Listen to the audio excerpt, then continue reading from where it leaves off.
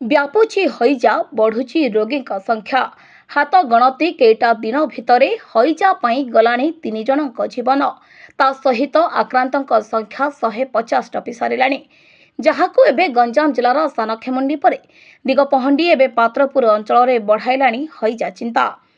यह व्यापार एकमात्र कारण पानी बोली कहुवा बेले ग्राउंड जीरो रे जिला स्वास्थ्य विभाग और जनस्वास्थ्य विभाग पहुंची पानीर नमूना संग्रह प्रक्रिया आरंभ करिसेंती। मिलिथिबा तथ्य अनुसार गंजाम जिलार पोड़ामारी अंचल झाड़ाबांती आक्रांत जनक मृत्यु होइतिबा बेले दिगपहंडी ब्लॉक टिकरडा पंचायत उस्तापल्ली ग्राम में 2 दिन है झाड़ाबांती आक्रांत होई 2 जनक मृत्यु घटी। यह 20 जन आक्रांत होई दिगपहंडी गोष्ठी स्वास्थ्य केन्द्र में भर्ती होइतिबा बेले गुरुतर 10 जन को ब्रह्मपुर एमकेसीजी को पठाई दी जाइछि। तेबे केउ कारणरू आक्रांतों संख्या वृद्धि पाउछि ताहाकू नै चिंतार स्वास्थ्य विभाग संक्रमित अंचल को जाई स्वास्थ्य विभाग टीम तदंत करुछि। तेबे दूषित पानी कारणरू हईजा व्यापीथिबा साधारणतः अनुमान करा जाउछि। सेहीपरि ग्राम रे एने लोकन को सचेतन करा जाउथबा जिला मुख्य चिकित्सा अधिकारी डॉक्टर सुशांत कुमार नायक सूचना दैछन्ति।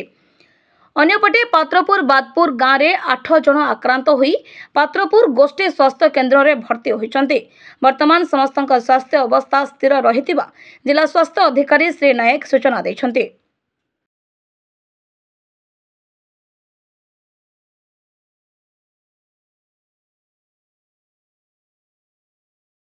डायरिया व्यापीवा उपरे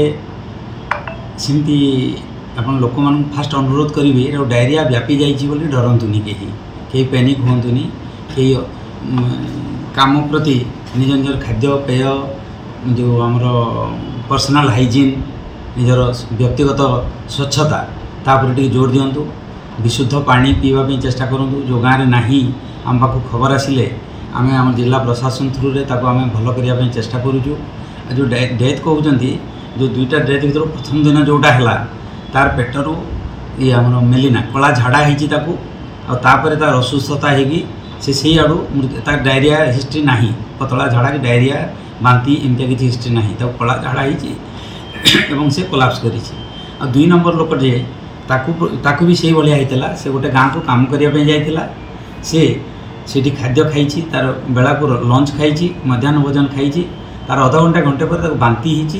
बांती है से असुस्थ होमती ताकू लोक नहीं आमर भीष्मगिरी डाक्तरखाना को भीष्मगिरी डाक्तरखाना प्राथमिक चिकित्सा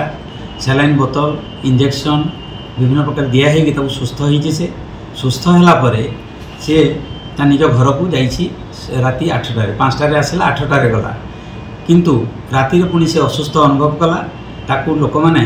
निज घर परिवार लोक मैंने दिगपहंडी डाक्तरखाना को आणला समय बाटर तार कौन घटी कौन ना डाक्तरखाना को आसला बेलू से अलरेडी मृत हो सारी तार कौन झाड़ा यार हिस्ट्री ना तेणुक आम सीधा सड़क डायरिया जनित मृत्यु बोली कहीपर ना तब अन्य प्रकार जनकर पेट खराब यार 2 जन जाक पेट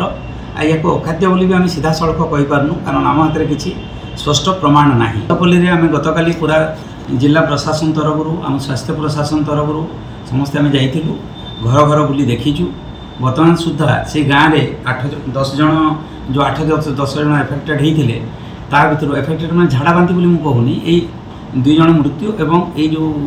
अन्य प्रकार असुस्थता कहार झाड़ा बांती कहार आखि असुविधा होती कहार पेट असुविधा होती